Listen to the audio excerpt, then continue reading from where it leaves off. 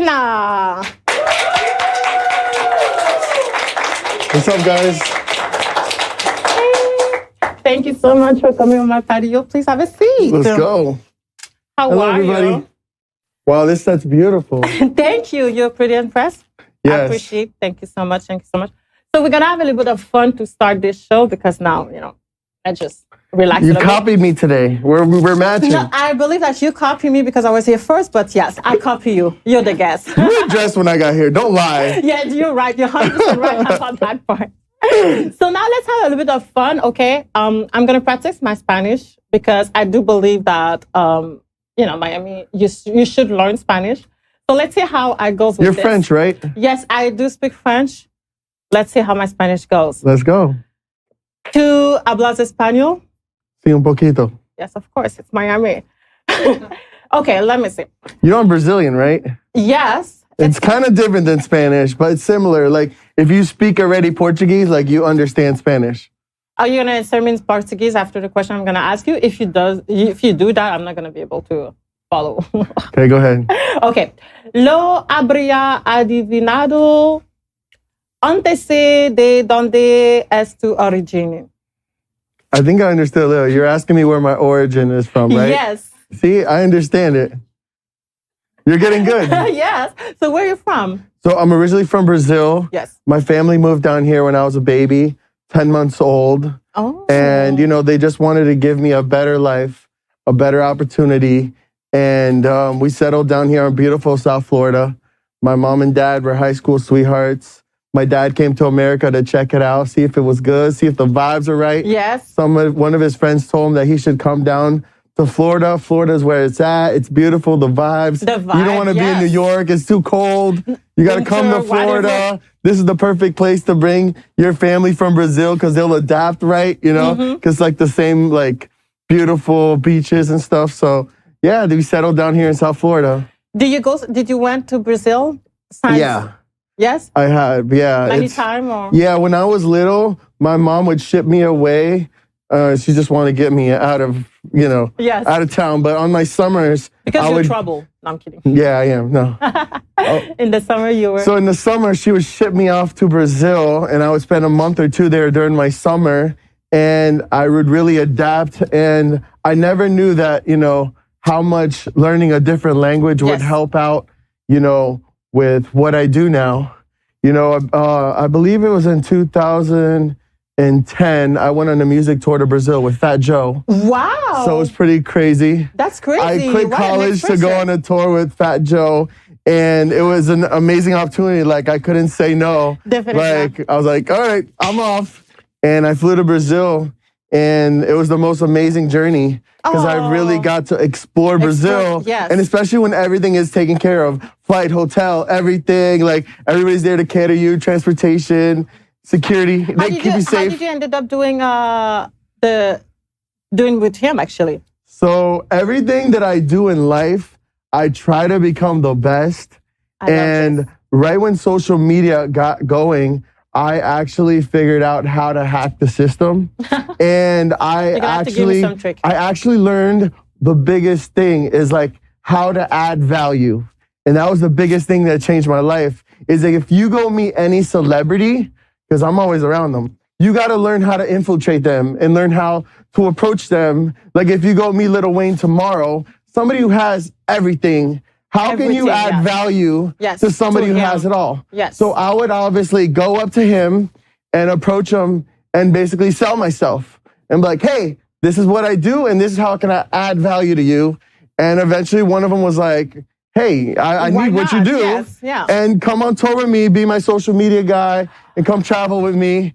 And I actually could deliver. It's not only talking about it, you got to actually deliver. Do it, yes. So I was just like a person that like helped them with his social media. And then like I would go grab a camera and start filming. Well, I got to be doing something to add value. Like I'm like, this beef footage of his tour is going to be awesome, behind the scenes. So I kind of like. And after that, he saw like how you were involved in it. So obviously he was happy, right? Yeah, it was cool. Nothing like doing what you love and getting paid for it. That's always something for me is like, I have to do something I like. And along the way, So this experience was before you become an Uber driver, let's face it. Yes, before, yeah. And just quick question, when you were a child and even before that time, never you thought you will end up like doing Uber driver and end up where you are today, Never right? thought one day I'd be a professional taxi. No. Those guys are smelly and ugly, you know, their cars smell bad, but I feel like when Uber came into So how did you add value to this experience of being a different taxi driver? Okay, so I was always working with different celebrities. Yes. And one day I'm at a shoot with Flo Rida. He's a really good friend of mine. And we had a guy there named Aaron, and he had an electric skateboard company. It was before these hoverboards and stuff, so it was the newest thing. It's like you hop on it, it was electric, you hit the gas, and boom, you're shooting off 40 miles an hour down the road. And Flo Rida was shooting his music video for his fitness workout program called Flow Fit. And he was really good into exercise, and he was like very active. So he fell in love with the product, and everywhere he was going, he was taking his electric skateboard. And next thing you know, the owner calls me. He's like, listen, I need you to fly to LA with Flo Rida. They're doing something with NASCAR, and we want you to be a part of it. Go over there. You know how to handle the celebrities, and go handle that, right? And I also had a connection with Will Smith. So I wanted to give Will Smith a skateboard, add value, you know what I'm saying? And I had a friend who knew him. He was the #1 singer in Brazil. So I had that connection in. You had like a lot of I had that connection in. I had a game plan. So you connected the dots to get. Yes. So I'm there in LA one day, like everything goes good. I'm meeting all these celebrities. I got connected to Justin Bieber. I got connected to everybody. Like I'm just the type of person when I go somewhere, I put out good vibes and things just start happening. And next thing you know it, I'm like in the circle, you know? That trip I met Jake Paul. I built a relationship with Jake Paul right in the beginning. Now he's a professional fighter, but I've known him like his whole life. Like I was there in the beginning when all these things was happening. Social media was just evolving. At this time. And that's the best time to meet all these people. Yes, exactly. You know what I'm saying? To be present on social media and stuff, yeah. So I always was in the circle, but I had to find my own thing. You know what I'm saying? I just didn't want to be that social media guy. Yes, exactly. I wanted to do something where I can add value to all the celebrity clients. And, you know, in the beginning, they don't really see your value. They want to pay you very little. And one day, I'm riding my electric skateboard and something happens. It runs out of battery. So I run out of battery and somebody's like, I'm waiting on the side of the street for somebody to come pick me up. And they're like, what are you doing here? And I'm like, I'm waiting for my ride. It's like, do you know a taxi or something I can get here? Like, just take an Uber. And I'm like, and at this time you didn't know Uber, I didn't know what Uber was. It was new. They didn't have it here in South Florida yet. So I went to LA and they're like, take an Uber. And I'm like, what is an Uber? And I hopped in an Uber. This guy's like, here's my code. You're going to get a free ride. I'm like, well, this is cool. I get a free ride in a cool car.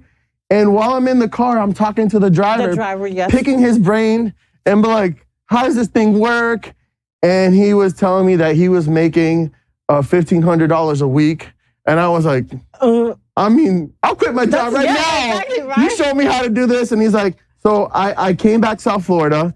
I was really ambitious about it. And one of the key things is a lot of people would pass up on an opportunity. They hear about a lot of things, but they're not going to move. They're going to do But anything. if you don't take action, it doesn't happen, you know? Yes. So I took action and things just started to happen. On my first week of Uber, I used my mom's car and I made $500 part-time driving Uber. And if anybody has a regular job that while you're waiting for those 2 weeks for the money to kick in your account, that extra week that you got $500, you feel rich. You're happy. Yes, yeah, you feel rich. Happy. You can go to the club, you go party.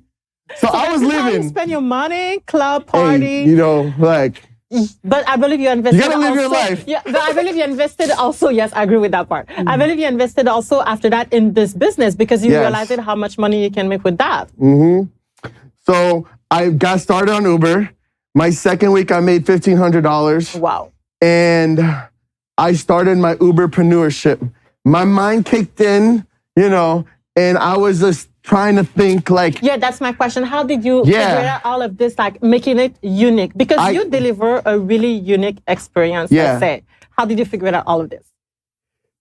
If you can also explain us what is your unique experience when people were asking for you as a driver. Oh no, I was just a very good people person, and the more I drove, the more like it fueled me. You know, I'm talking to somebody in the car and just talking to them, it was just like, it was amazing. Everybody had their own story, but I wanted to be different. You know what I'm saying? Sometimes in life, you just have to change something 10%. That's what I did. I started to add my own vibe into it and create this whole experience. And it started to blow up, you know?